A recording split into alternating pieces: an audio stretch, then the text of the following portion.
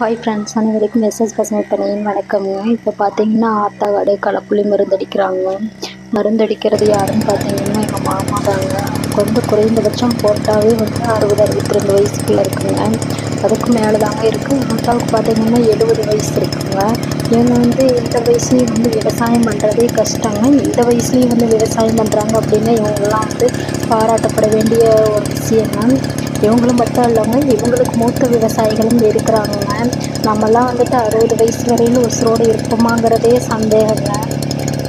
அதனால் வந்துட்டு ஒரு மத்திய கவர்மெண்ட் யாராவது இந்த வீடியோ பார்த்தீங்கன்னா வந்துட்டு மூத்த விவசாயிகளை வந்து ஊக்கப்படுத்தும்படியாக வந்து ஏதாவது காசு பணம் கேட்கலைங்க, இவங்களை வந்து பெருமைப்படுத்தி ஏதாவது ஒரு அவார்டு இந்த மாதிரி கொடுத்தீங்கன்னா வந்துட்டு இளைய தலைமுறைகள் வந்து விவசாயம் பண்ண முன்னுக்கு வர ஆர்வமாக இருப்பாங்கங்கிறது வந்து ஒரு சாதாரண வந்து ஒரு விவசாயி வயிற்றில் பிறந்து விவசாயம் பண்ணுற ஒரு பெண்ணின் கோரிக்கைங்க.